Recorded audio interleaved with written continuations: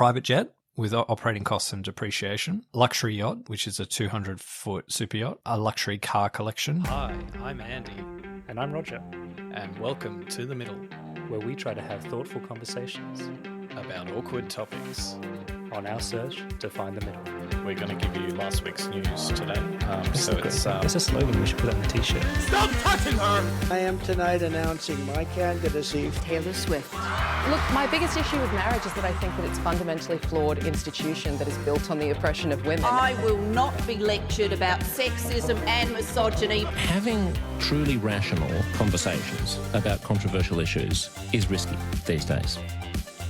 Andy. Hello, Roger. How are you going?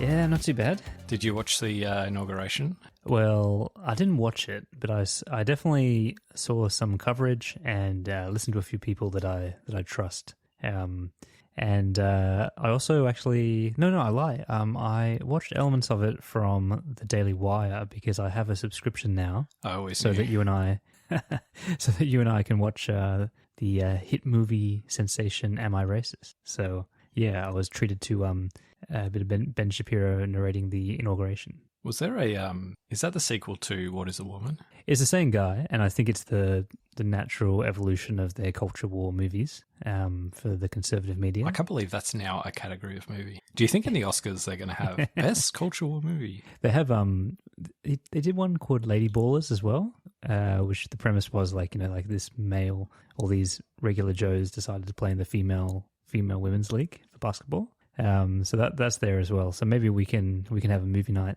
get the popcorn out and the vegan popcorn and watch these shows. Okay, well, I think it is beyond the scope of this episode to recount and rehash and reanalyze the events of the last how many days has he been president? 3-4 days. I think there was a lot that happened, but I think we'll leave that to history. Except that from what I listened to from his inauguration speech, what rang true to me is the victor gets to write history. You know what I mean? Like his speech just flips everything that he's done that's wholly egregious and borderline evil, and he flips it on the head, and it's he's the uniter. I do really feel for the current administration. Like they had to sit in the front row. Well, not current anymore. Well, yeah, like the incumbent. The former. The artist formerly known as Biden. But come on, like they had to sit there like in the front row. And this is meant to be a time where everyone unites and you don't speak ill of the dead and all that kind of stuff. And you look, with an eye forward. But he just like gave it to them. He was speaking as if they weren't in the room, just like how totally taking a shit on them on the way out, right? Like it was brutal. I think like if you were in that front row thinking, oh my God, like the presidency is such a hard job and you've obviously given it a lot of effort and pretty much all of yourself, right? It takes everything from you. And now this guy's up there just totally trashing your legacy to bits, to like thunderous applause. But before I don't want to cover everything, but there is something that I do want to ask your opinion on because it's bite-sized enough that we can have a conversation about it, and that is our friend Elon Musk giving the Nazi salute.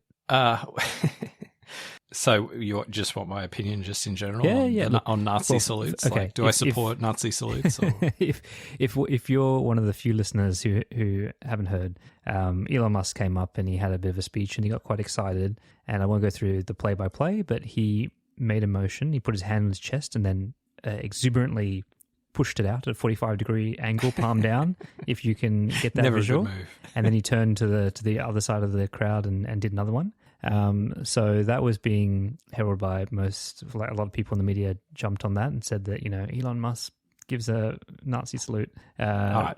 So tell me what you think. I haven't seen the footage, but I'll say based on like what I know about it, at the very most generous view of what happened, he did this awkward, like, kind of didn't have a good sense of his, spatial awareness about how his bodily movements could be portrayed, connected to history and the Nazi salute in particular. And therefore it was very innocent, maybe awkward accident.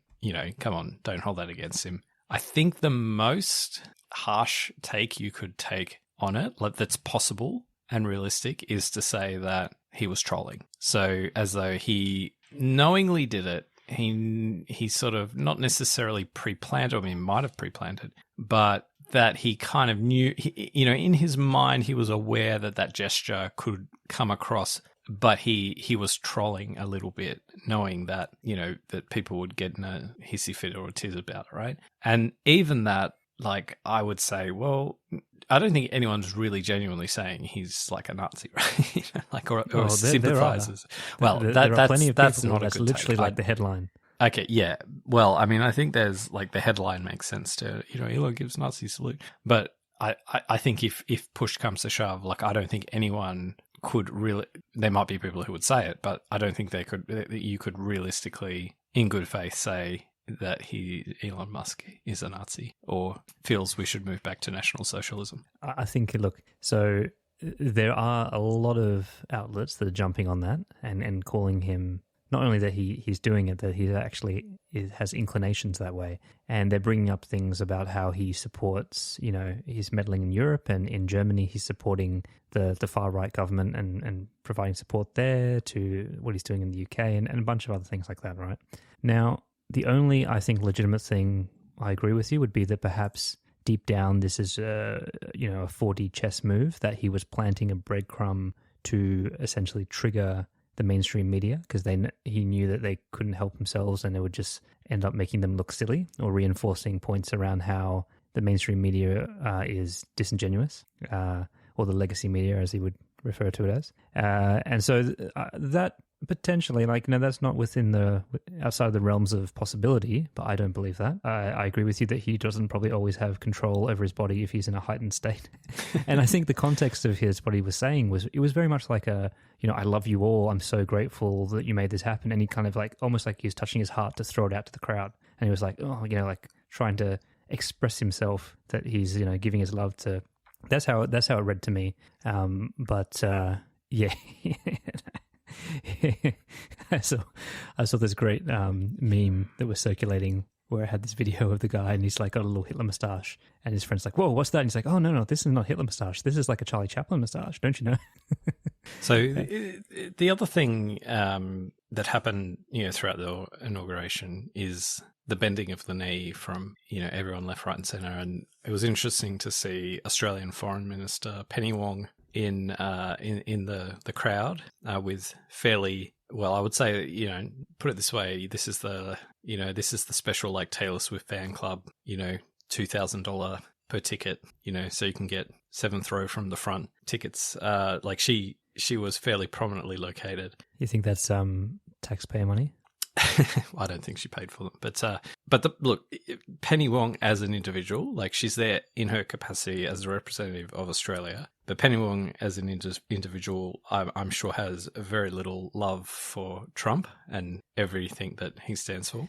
I don't know, man. Never judge a book by its cover. Maybe I think there would be some in the LGBT community that might actually even like this whole two genders situation. Let's put that to one side because I don't want to open that. But nonetheless, she's there representing Australia's interests, and Australia has a pretty tricky period ahead, right? Because we've got to US is our most important strategic relationship that we have for our national security and a whole range of interests, and we kind of do rely on that relationship. I read an article today about how, well, it was titled Trump may retaliate against Labor's tech levy by doubling expat taxes. So this is, this speculation that Trump's basically said something to the effect of that, any tax that it goes against US interests, what we'll do is we'll double the taxes charged to expats living from that country living in Australia, right? This is Trump making a deal, right? He's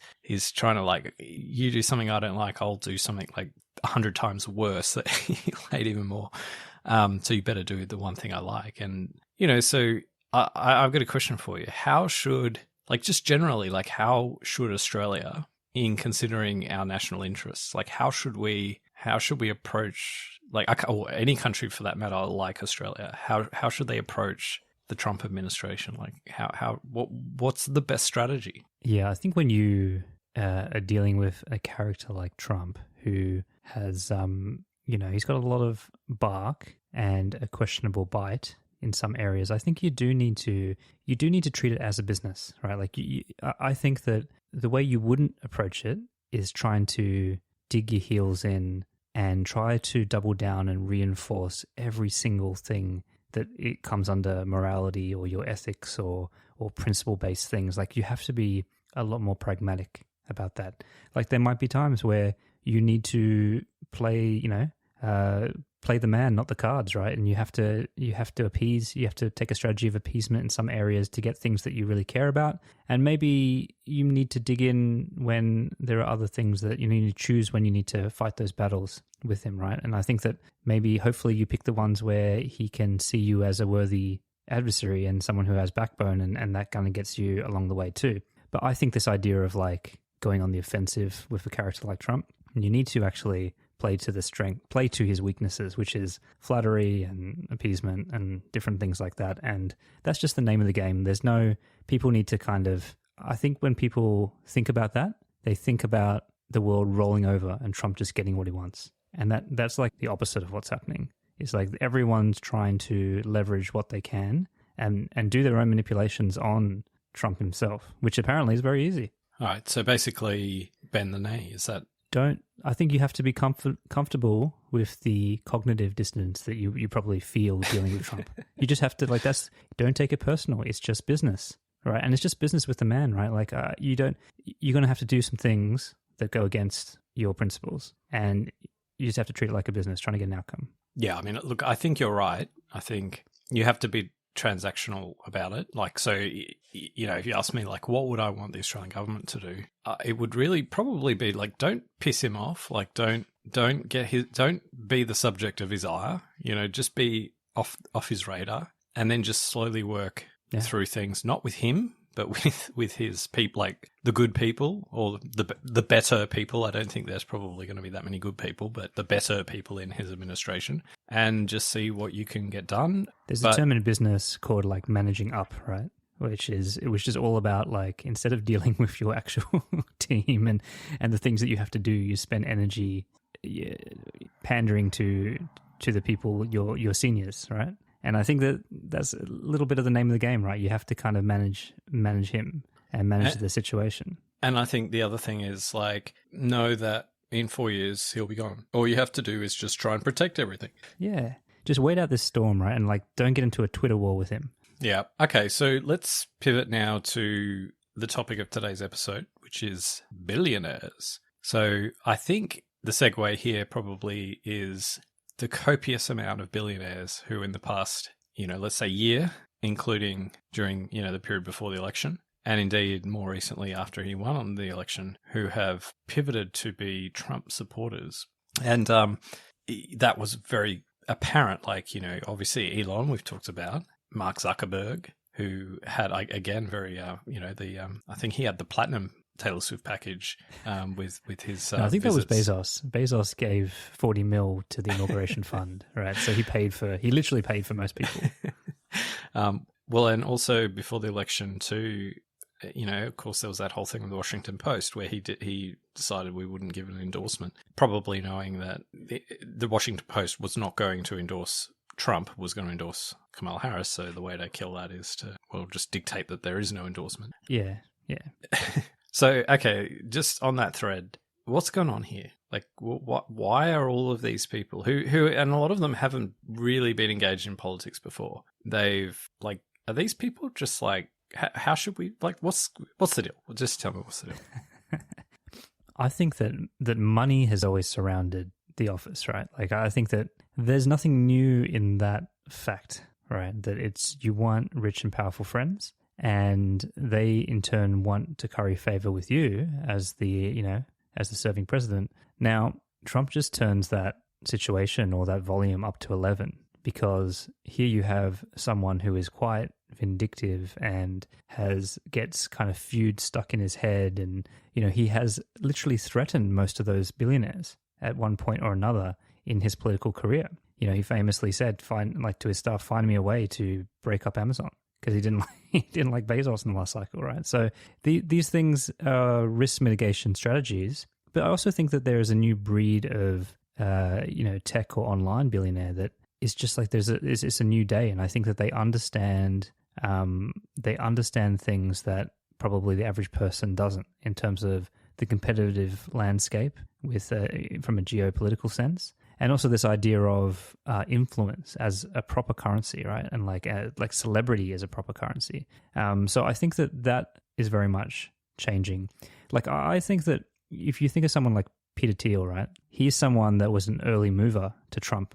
And he's been someone who's been in the shadows for this particular cycle, but he actually set that up. And I think that the dominoes are falling, right? And I don't think it's that much of a stretch to see why these billionaires are self-interested in what they're doing. Like it's self-serving. And so to me, that's not a big leap of faith, right? Like it's a natural thing. They run companies, but also their personal brand and the influence that they need going forward to do the things that they want to do. And I actually think that a lot of these people have been impacted by the Democratic government as well. Their companies have been at the raw end of that. So some of it could be personal for them too. Okay, so like someone like Peter Thiel, he's like ideological. So he's like a libertarian, doesn't believe in government more generally. And I think for someone like him, Trump is radical enough and sort of in the way that he wants him to be radical, like to support him, like especially contrasting with the Democrats, which are kind of the opposite of Peter Thiel's vision. So yeah, he's done like a mental trade-off about what's going to like move the world in the direction. It's like a gamble, but he's like, yep, this is the way we should go. I think someone like Elon Musk, I actually think he's a little bit different to some of the other billionaires that we've talked about. I think Elon Musk's sole purpose in life is to put a man on Mars. Is for the humanity to expand to Mars. Like that's literally he's a single issue. That's literally what he's motivated in. Like that is the reason he wanted to become a billionaire, get rich, was to go to fucking Mars. I think that's a goal he has. No, that's the fucking goal. That's the only thing he cares about. I think it's morphed. Don't you feel like it's morphed though for him? No, everything is like okay. I think Elon Musk. In his crazy brain of his, it's like he's done the maths and he's worked out, no, I need a fucking crazy person in the White House who will, like no one in their right mind would set up a program to send man to Mars, right? So we need someone who's really fucking crazy and dumb and not going to pull out the cost benefit analysis on the question, right? And he's got that in Donald Trump. That's why he backs him. And at the inauguration, what did Trump say? He said, "And we're going to go to Mars." Manifest destiny. Like this is it, right? This is obviously all speculation. There's other things at play too. He was burned by Biden. Biden burnt him, and then he was a victim of the trans ideology kind of stuff with his own family. That's all there. Stuff. Like these are all factors which coalesce to give him a sense of like, this is okay for me to go this way, to have a view that this guy is probably the best guy, right? Give him a shot. I think every other billionaire that's suddenly like, your Mark Zuckerbergs and your Jeff Bezos and stuff, like they are just that's pure rent seeking, like self-preservation. Yeah. Every other billionaire or rich person who's suddenly come out and they're supportive of Trump or anyone for that matter, any company, any whatever, that's just like it's all self-preservation. And earlier in this episode we talked about what would Australia do, or what should a country like Australia do. So for anyone out there who's looking at these billionaires and saying, oh, it's so terrible, it's so egregious that now they're like getting on board with Donald Trump, or they're bending the knee and licking his balls and all that sort of stuff, ask yourself that question. What would you want your country to do? Like, ask yourself, what if you live in Australia, what would you want Australia to do in the face of Donald Trump, right? And if the answer to that question is don't rock the boat, just exactly what we said around, just work with him, try and like make it. That's exactly what these billionaires are doing. It's just that for them, that's like donating $40 million to the inauguration fund and rocking up at the inauguration itself. That's exactly what they're doing. So I just think like anyone who, thinks that these billionaires are kind of really egregious and bad, and what the fuck are they doing? They're literally just doing what you would do yourself. That's what I mean. They're acting rationally, right? Like, it's a very rational kind of set of behaviors that I'm seeing. You are right about Elon, that I think, but what I say that it's not his only goal now is that I think along the way Musk has, and I would say this for a lot of them, this idea of celebrity culture has kind of elevated them to this sphere of public influence and brand. But with Elon, I think that, if you look at how he talks and stuff, and how he always talks about Hitchhiker's Guide to the Galaxy as like a seminal text for him,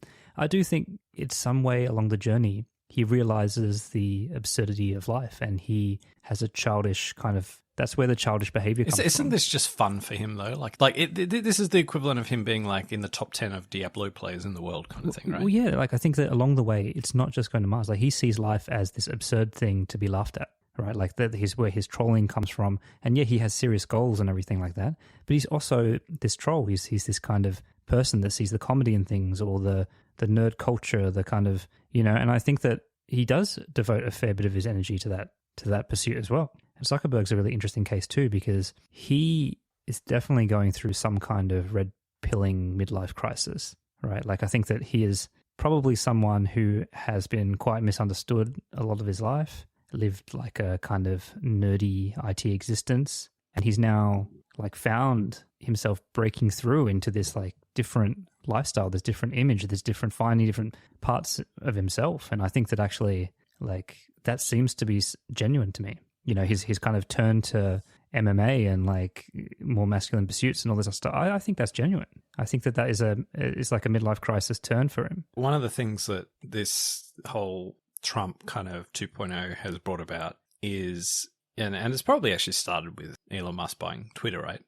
It's this change in like Silicon Valley. So I think if you said to, virtually, okay, let's say 10 years ago, if you said, what do you most associate Silicon Valley, San Francisco, that part of the world, like, that is the most especially like San Francisco proper is like the most progressive part of the United States. It's the place where all of the... Maybe Portland. Okay, fair enough. But like San Francisco, like, that's where gay rights kind of first got a really strong foothold. That's where, all of the progressive, most progressive politicians in America sort of have, Kamala Harris being one example. That's where they all come from. They all come from that part of America. And now Silicon Valley is a little bit different because it's this little section kind of south of, San Francisco proper.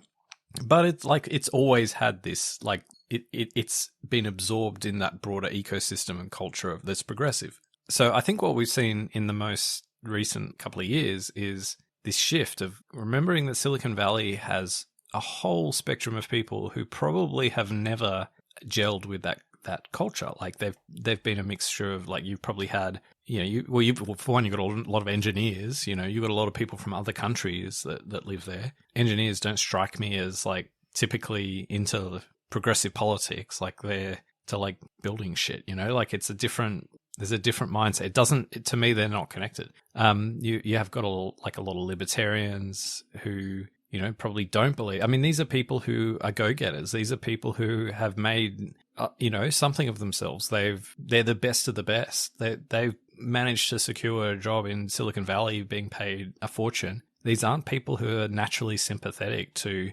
government having, a big role to play in terms of helping you out in your life. These are people who haven't needed government to do that because they've been fine. And in fact, when they see government helping out, all they see is a big tax bill. So there's probably has been this culture of like against that, but they've been very quiet and they've not allowed to be. The culture's been that they, there'll be this other group who will shut them out and shut them down. And I think now they've been, let out, and yeah, it's been normalized to have these views, and it's come out. I mean, I don't know if Mark Zuckerberg is genuinely in that category, but I suspect he probably is, at least in part. I get the feeling that, I think there's a real mix in Silicon Valley, but I mean, there's no skirting around the fact that a lot of these companies and the Valley itself was incredibly left-leaning until recently. And so, yes, there might have been things simmering under the ground, under the scenes that were just, had a chilling effect on it. But I think that they're business owners at the end of the day. And I think that the higher you get up in the food chain, my comment around things get pretty like nasty at the top, right? And I think that when you are some nerd that's created an app in your garage, to becoming a billionaire, to becoming involved in the government where the FBI is calling you and there's national security threats and there's legal fees up the wazoo, and you've got China and other countries and Russia trying to attack your platforms, or this all those things. I think they put you into a stratosphere where it changes you. Like, I think you can't afford to be as bleeding heart as probably you were, right? Because you're now thrust into the cold reality of how brutal things are at that top end of town, right? And that leans you towards that side more. I think none of them, well, of these people who have come out in support of Trump, or at least acquiesced to Trump, I don't think it's necessarily that they see Donald Trump as the answer. I think it's probably that they're stronger in their views that the Democrats under Kamala Harris and maybe in the last, sort of 10 years hasn't been the answer. So I think for them, it's more clarity that the woke kind of agenda or whatever, to use that trope, that's not what they want. That this idea, the Bernie Sanders view of the world isn't what they want. The Kamala Harris, circa her seeking the nomination in 2020 or whenever it was, isn't the world that they want. And then they were asked to swallow this, this kind of line that maybe Kamala Harris has changed her views on everything. And they kind of, I don't really want that either. Then Donald Trump wins. I don't think they wanted Donald Trump, apart from a couple who maybe would say that for, 5D chess reasons. But I don't think they sincerely think Donald Trump's the answer. I don't think that. I think there's aspects of his agenda that they might sort of be very happy about, or they feel they might be able to work with him on. But I think it's predominantly a rent-seeking behavior. I think philosophically, when push comes to shove, like if you ask them what's in the best interest of the long-term prospects of America, thinking about your children and your grandchildren, like, is Donald Trump the best man? I think they all would probably say, nah, probably not. But I think if in the sort of current environment saying, look, what's my best strategy? Is it to try and get, a foot in the door, work with him, maybe even get some like rent-seeking, opportunities, work with him to get some good outcomes that you can say is Trump's success, but it's actually your success. Then go for it. And I think that's where they're at, and that's what they've done, and that's why they're there, and that's why it looks so bad to everyone else, because it's like you've sold your soul. But I mean, let's be clear here, right? Like some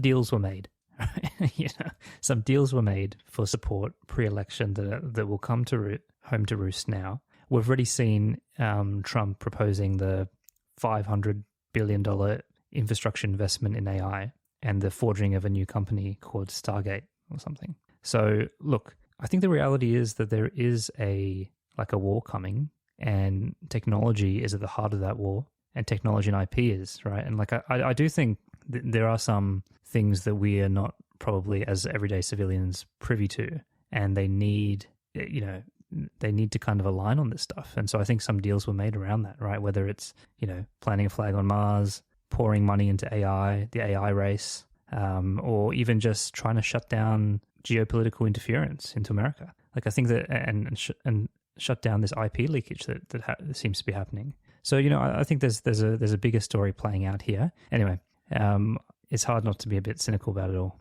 All right. Well, I want to maybe turn this, get a little bit off like the Trump thing and like the inauguration and their support for him. Let's pull it back a bit and ask the question of ourselves. Well, firstly, what is a billionaire? What is a billionaire? What is a woman? I identify as a billionaire. Is that okay? Sure thing. Just not on your tax return. I forgot they don't pay tax.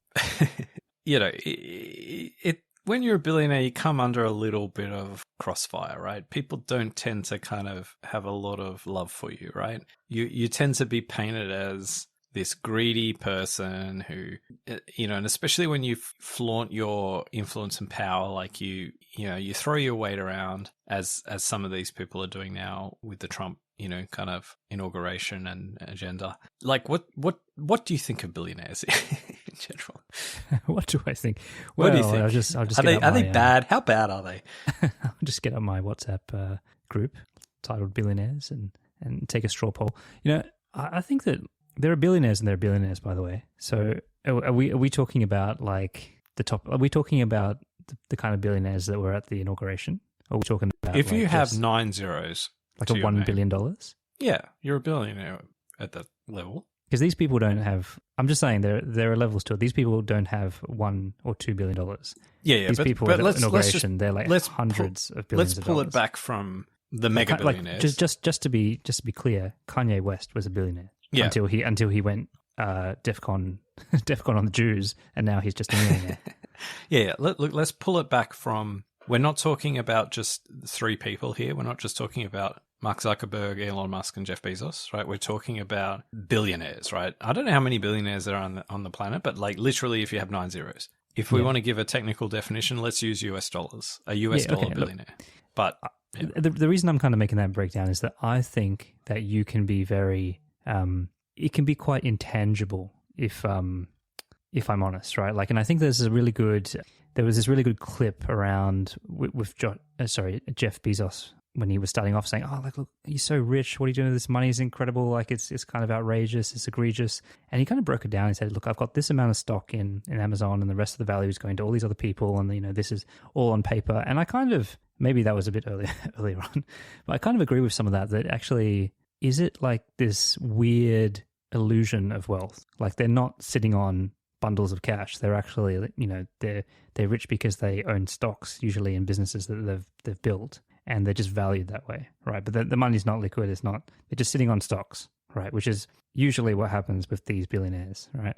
Or like Elon and stuff like that. So I think that to me is one. So you're not necessarily like Scrooge McDuck sitting on a mansion full of gold, right? Like, I don't think that's what usually happens, right? You're rich on paper. And I think it very much like depends how you got the money. You know, I think that always goes back to me how I feel about it, right? Like, I don't really judge you by how many zeros you have in your bank account. It's like, what did you do to get those zeros, right?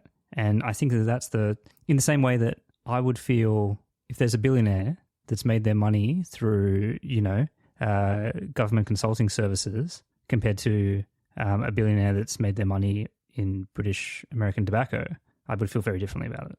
You know what I mean? So it matters how you acquired the money and the means to that, right? Like, I think that is way more important than the money that you have. I think there's also, like, I understand why people push against it, but there has to be this view of like what is fair, right? Like in a modern economy, it's like if you've earned the money, it's yours. If you've played by the rules, that money is yours, right?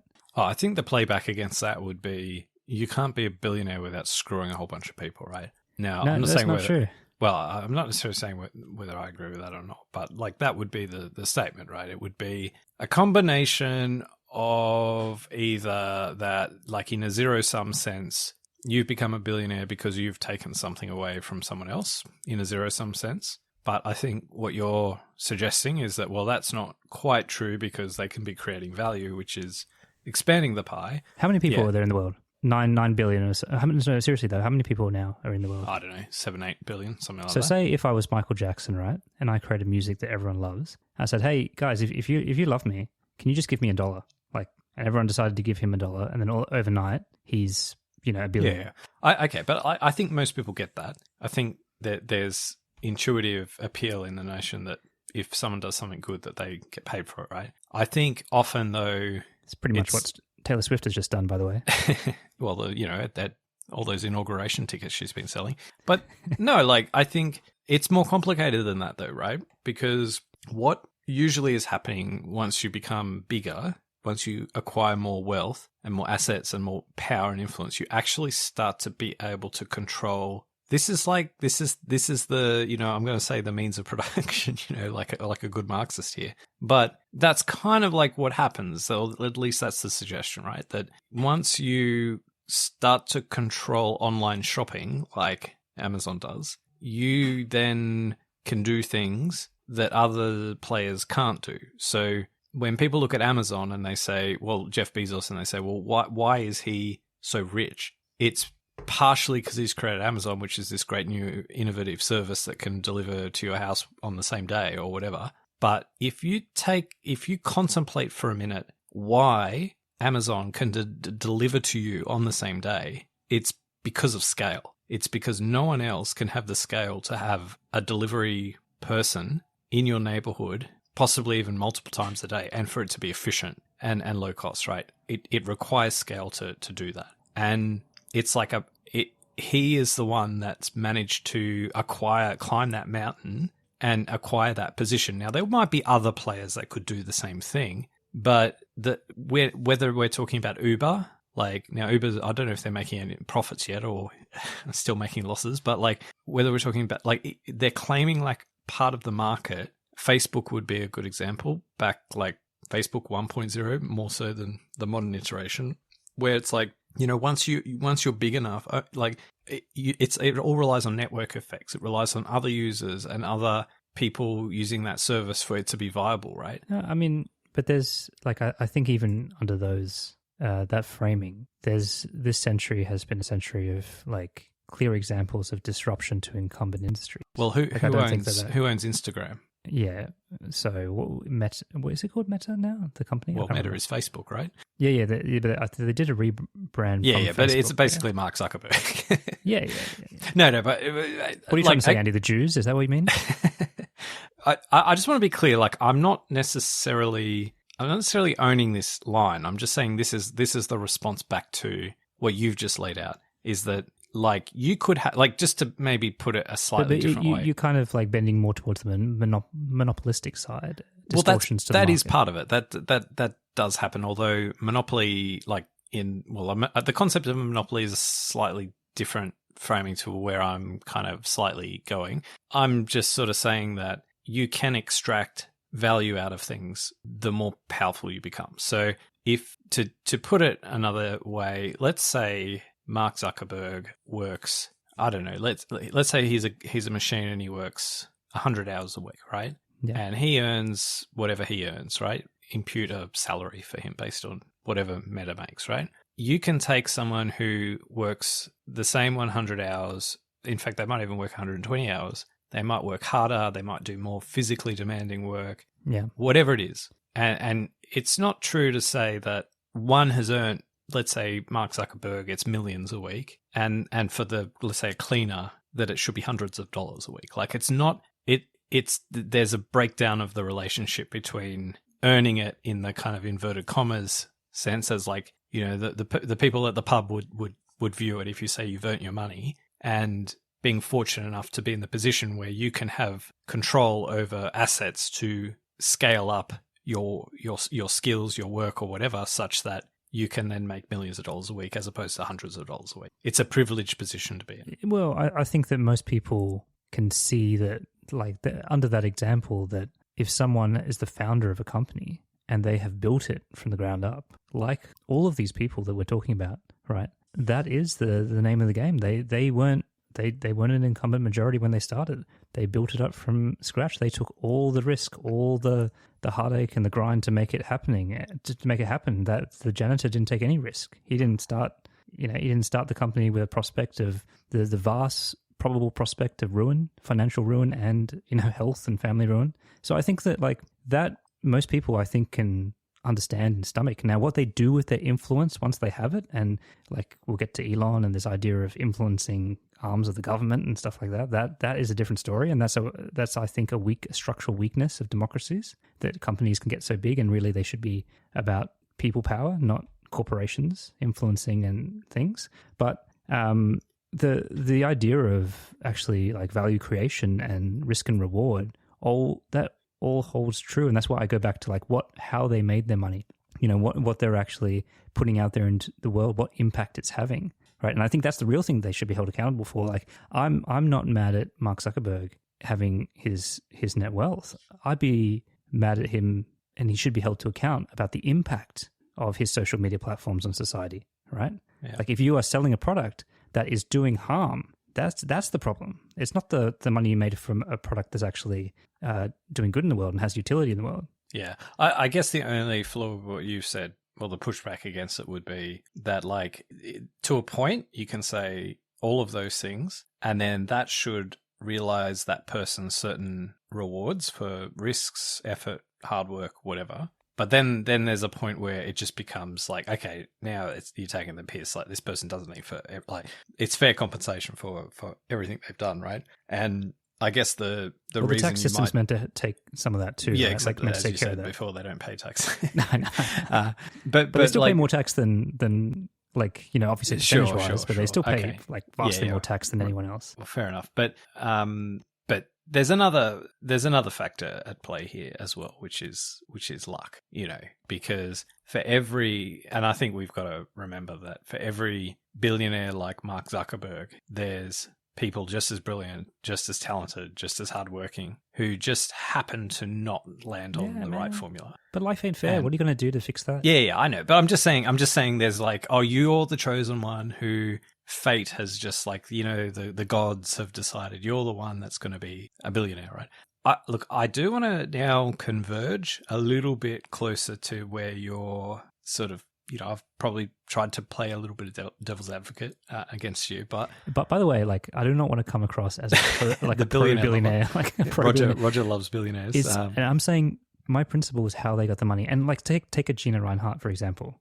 like that's much more problematic. She ate a lot right? of pieces to get that number on the scales, will we? That's way more problematic, and a twin effect of how taking minerals out of the ground, and that's a very complicated thing, and all that stuff, and providence and all that stuff. But then also how she then leverages her power on institutions, right? Like, and you can see that we could talk about the sporting. Hey, netball has never had a patron as good as Gina Reinhardt.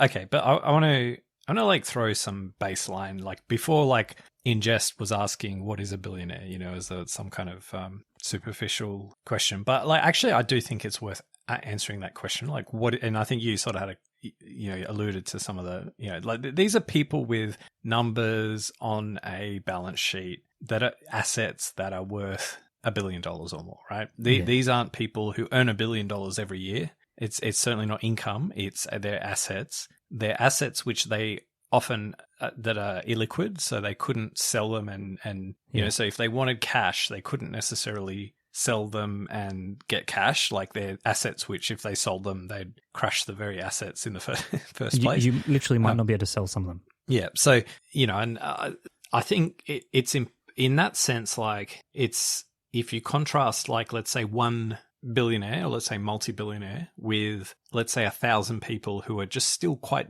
rich, they're 1,000 millionaires, for example, it's probably the case that the one billionaire, at least in proportion to their own assets, they are keeping their money in productive capital. So they're keeping generally their wealth in productive assets. It's generally helping other people. So when they run a company, it's sharing, it's capital that's creating jobs and opportunity. Usually publicly listed companies, right? Well, they have shareholders. They're being used by employees are using their capital to earn money, right? Yeah. And those 1,000 millionaires you mentioned, though, by the way, Andy, they're probably Sydney-siders that own a 2-bedroom apartment, right? Like, yeah. So 1,000 millionaires, there's not a lot of productive stuff happening among with the money of 1,000 millionaires, because it's probably being spent actually or consumed. So, on Amazon. So just to sharpen that point, I want to take this then to the next level, right? So if you don't care so much about, like, let's say Elon Musk, as I understand, he used to sleep in the floor of his office in the Tesla factory or the SpaceX factory. I can't remember. Or he actually had very modest residential conditions. Yeah, for a he's period. got a tiny house in the SpaceX. Something like that, but very modest for a period. I don't know if that's changed since, but I did want to then get to, like, then the next question of, like, what do we actually really fundamentally care about when we don't like billionaires? Like, what is the problem? What's the thing that we can't stand? And so if let's put, like, the influence on elections and stuff like that to one side,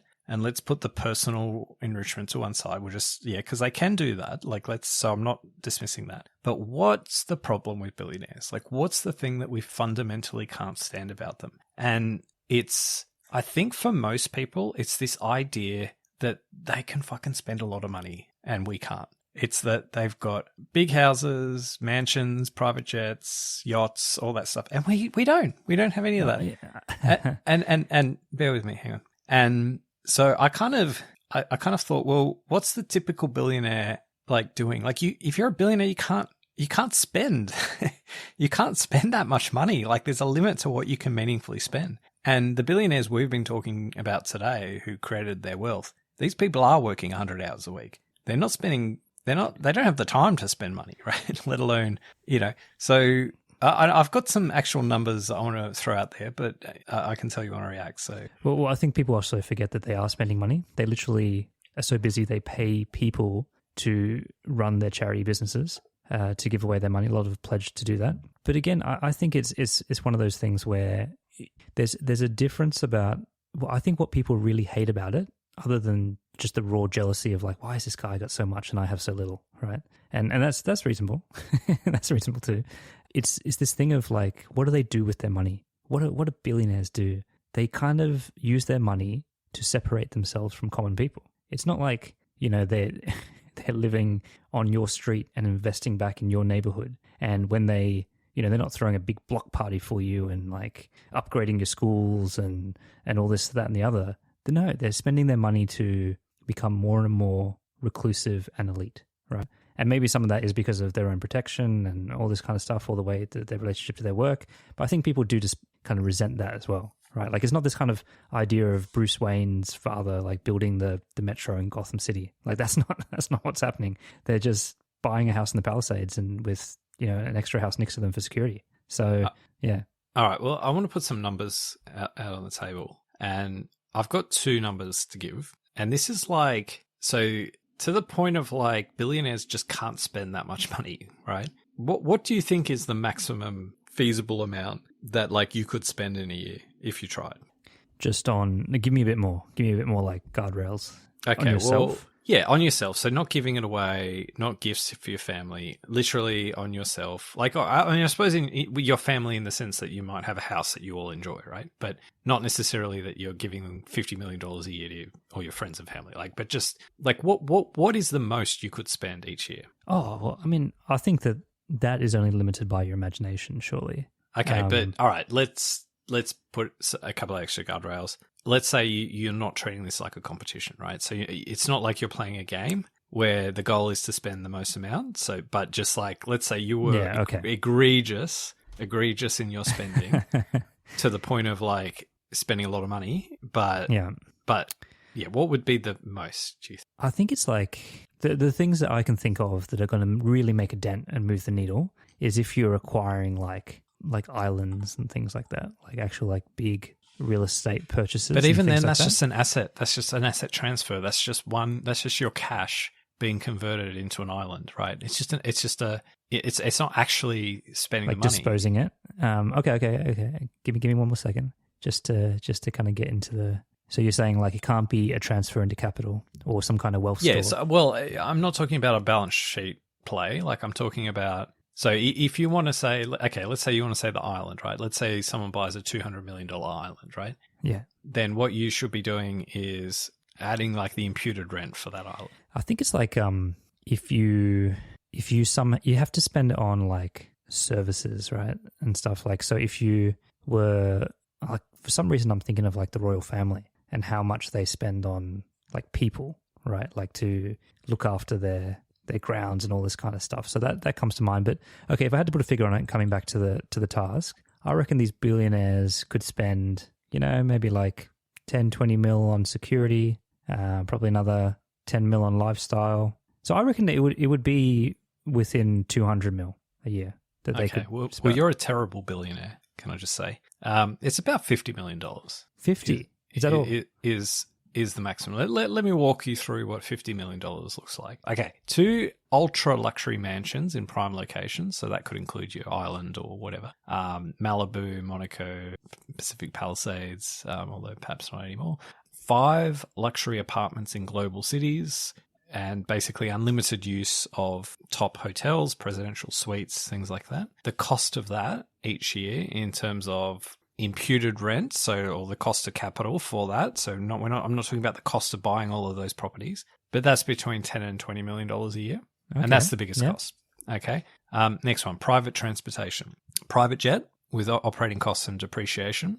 So the private jet is a Gulfstream G700. I don't know that much about jets, but I think that's as good as it gets, apparently, although you can write in if you think I've got it wrong. Luxury yacht, which is a 200-foot super yacht with crew maintenance fuel. A luxury car collection, 10 cars at top-tier brands. Chauffeurs and pilots, their wages and so on. So that private transport cost is between is around $15 million a year. Yeah, okay. Yeah. So we're getting up there.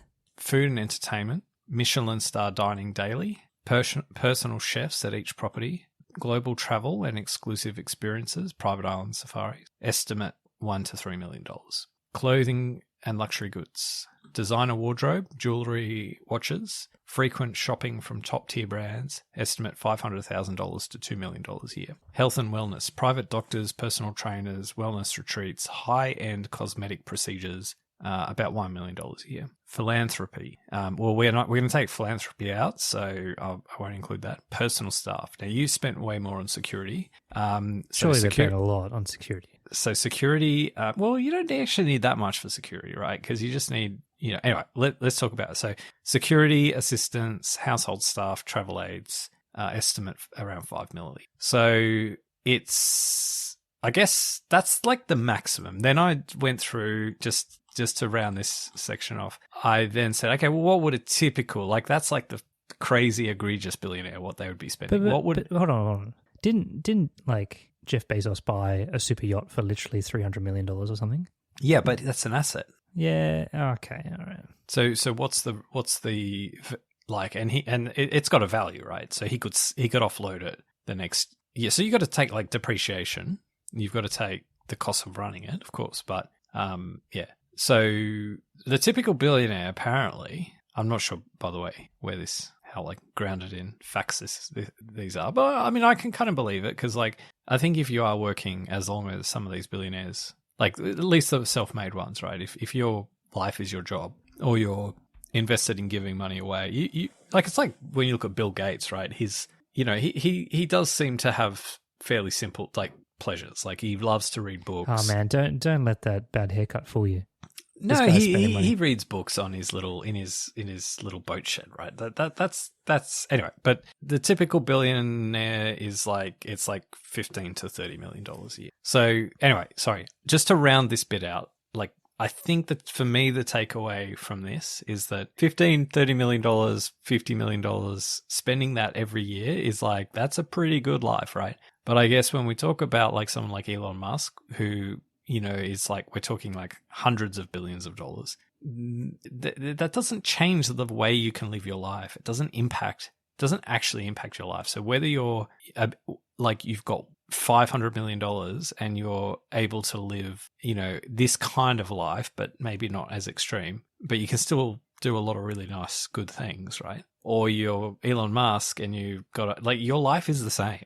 Like your life is, or as it turns out, Elon Musk for a period was sleeping in a 2-bedroom unit. I think, it's like, hey, that's my life, The problem is though, like, so if I was a billionaire, right? Like if I was like a super billionaire, right? Like I think that I would develop a fascination in these micro social projects, right? Like, Elon is so rich that if he really wanted to make change on a local level, he could. Like if he could go into like the south side of Chicago and say, we're doing an experiment. I'm going to literally give every single household a tutor for 15 hours a week. And we're just going to see what happens. Every single child in south side of Chicago is going to get one, right? And they're going to have access to it. And like as an investment into the next generation of kids, or he could literally like, do these crazy social projects because of how much resources he has, right? Like he could like freaking, I'm surprised he hasn't already just find some area of the United States and build like a suburb full of robots with no humans and just like leave them. Let's shut the border and just see what happens to them. Like, there's just like so many things that when you have access to that many resources, that's what I mean. You're probably only limited by your imagination, how crazy you are, right? Like to make these things happen. Like, there's a reason why Robert Downey Jr.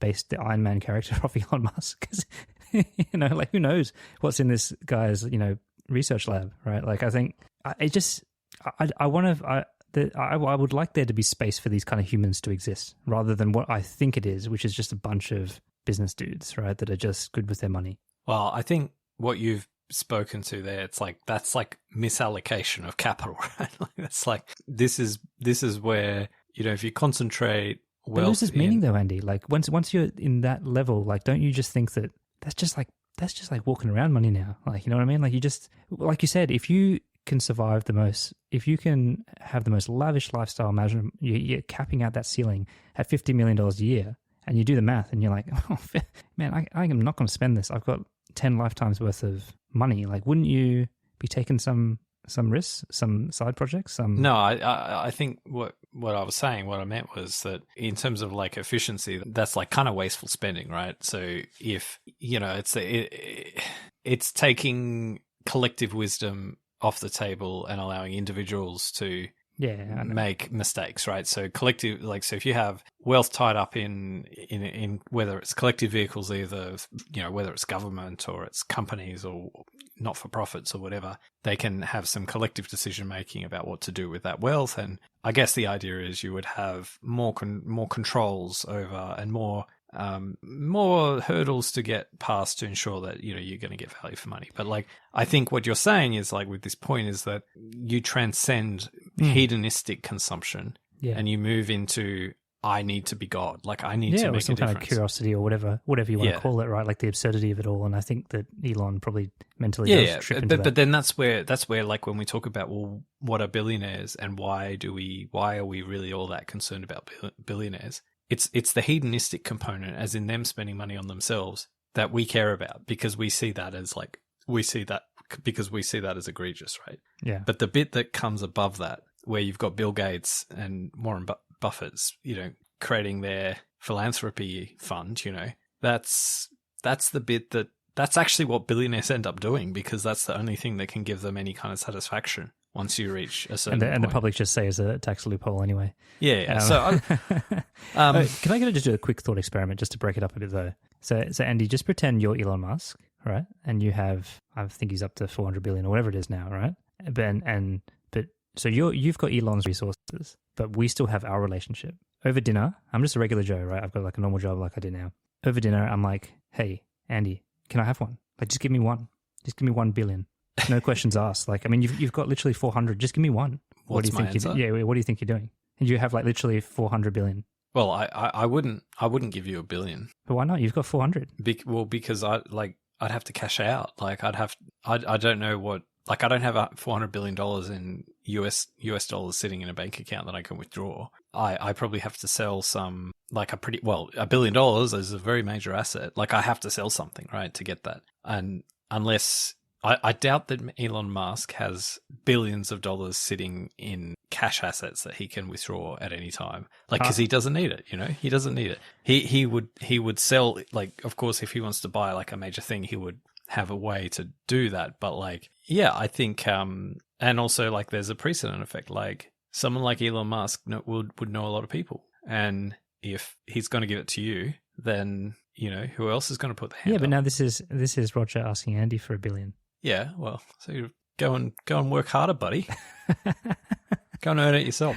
Even in this hypothetical situation, you couldn't give me $1 billion if you said to me, well, all right, maybe I'm going to do something cool with it. Maybe to put it another way, right? Let's say you said to me, if you asked me, can I have 1/400th of your wealth? I would still say no to that.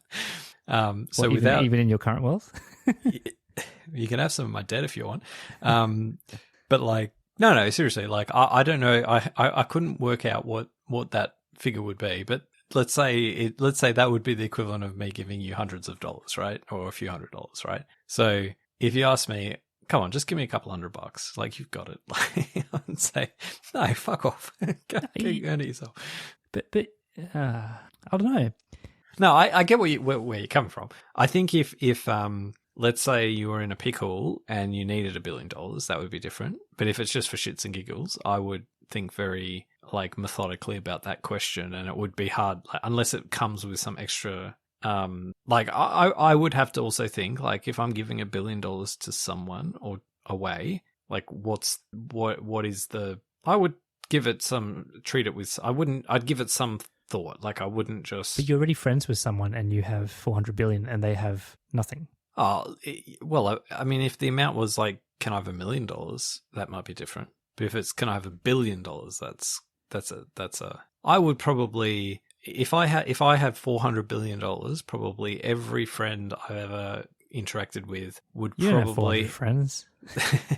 every friend that I interacted with would probably be on my payroll somewhere in some job where like it's not really a job, but like it would be. Yeah, it'd be like Mr. Beast, where you know how Mr. Beast employs all his friends. See, I think that you'd have to learn the hard way. Like, because if I try to put myself in this situation, you know, and it was the opposite, I'd be inclined to give you $1 billion just to see what the fuck you do with it, because I know that you wouldn't just, like you said, you can only spend 50 million, whatever it is, right? Like, I would like, what are you going to do with that money? That'd be just sport for you, right?